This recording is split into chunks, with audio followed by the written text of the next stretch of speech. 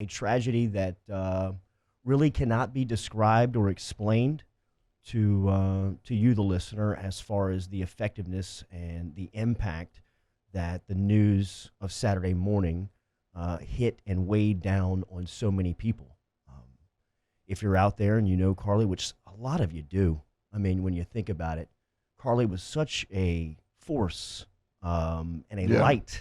a light of force when she walked into the room. I'll always remember when she was desperately trying to get back to Baton Rouge out of Cleveland when she had gone to Cleveland after she had graduated and really started to cut her teeth in sports media, which was always something from my point of view, who was in the same industry as her and knew her, that was so cool about her personality, that she would go anywhere, she would up and go and do something that she was uncomfortable in a situation but didn't care, would just get in it and just go. He's a grinder. And when she got back to Baton Rouge, seeing the just her personality and the way that I'll never forget the first time she met Gordy, and Gordy he's a pretty easy guy to get along with. He's a pretty easy guy to kind of start off with. I mean, he's not going to make it awkward. It's not going to be too clunky. And she sat down with that personality where she says anything, is willing to do anything in our industry from a standpoint of work, whether it be on air, on camera, talking sports, talking country music. And you could see Gordy's eyes just kind of like lighting up, like, wow, look at this diamond that we have just found, that has just fallen in our lap, from Cleveland, a Baton Rouge native. And it's a little unfair for me to hear the outpouring of emotion as far as the feeling around family, because while Carly and I were distant cousins in the sense of, we're South Louisiana Italians. I mean, we're all related at some point. But her mom was a Colada out of the New Orleans area, and I was telling T, the Coladas from Baton Rouge, Lafayette, and New Orleans, there's a ton of them in all three cities. I think like 15, 20 years ago, my grandfather told me about this great big sit-down that they had with like the Colada members from all three cities, Yeah. and just decided that we are related. We just don't know how or where. And that's kind of how Carly Some and Italian I, stuff yeah, right absolutely. there. That is some Peak paisan. Italian. That is some paisan, pasta sauce type stuff right there.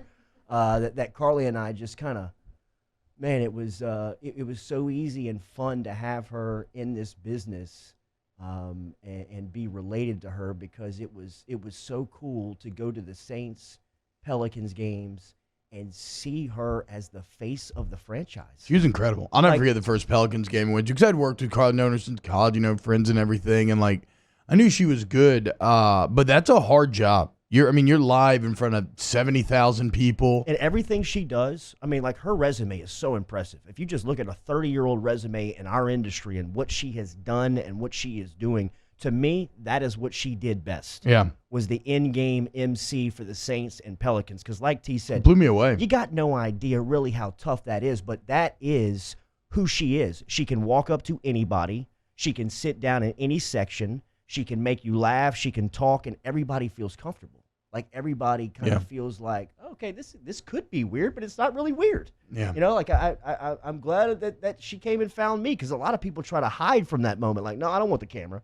I don't want the microphone. Like, get that away from me. But she had this quality to kind of like calm you down and ease you, where she's a great interviewer in our industry. She would get great information out of people because people felt comfortable around her. And she was a talent, man. She was. It's like I said, Such a Mike force. Thomas tweeting about watching her do her hit on Friday and everything. It's just, I mean, it's devastating all around, and it's always the oddest part about this is talking in the past tense about Carly. It still feels odd. I mean, when we got the news Saturday, we were in the middle of that pregame show, and it was just like total and utter shock. And then, while there were tears, I don't know if the floodgates fully opened for myself until I read Ross Dellinger's piece on Saturday night, and it's the total tragedy. It's Carly McCord family, the Ensmingers. I mean, Steve Ensminger is one of my favorite coaches that I've ever had in my entire life. I love Steven Jr. as well. And for Steve Ensminger to do what he did Saturday in the face of that grief is, it's nothing short of incredible. And I overuse that word, but I mean it quite literally in this sense. And Matt talked about this. I don't know if it was on air or off air, but coach has a job that, unfortunately, it's not like other jobs. You don't he couldn't take off, right? Like you can't. It's not a normal job. You don't get to grieve. You don't get to go be a normal human being. And I know so Saturday was weird because it provided a lot of perspective. And I think the temptation is to say that, oh well, football, this game, and none of this matters, but it does matter, and it mattered to Carley. Obviously, she committed her life to covering sports, and so for Ensminger to take that all on and then go out there and deal with his grief while calling that game and setting those records, and then to see him after the game, and he's seeing the picture of him crying and tearing up, that's what broke me, because this is this is a manly man. This is one of the most stoic kind of individuals that you will ever meet, and I can only imagine what he was dealing with, not being able to be with his son at that moment, and he still went out there, and he did his job, and he did his job for everybody that works in their building that is committed to this. He did his job for all the players that have committed their life to this. He did his job for the state, for the fans. He did it for his son. He did it for Carley, and it was, like I said, it was nothing short of incredible. So just a terrible day, but a weird day, because it was also happy because here he is, LSU back in the national championship in record-setting fashion. I'm just gonna miss Carley a lot. This is really sad.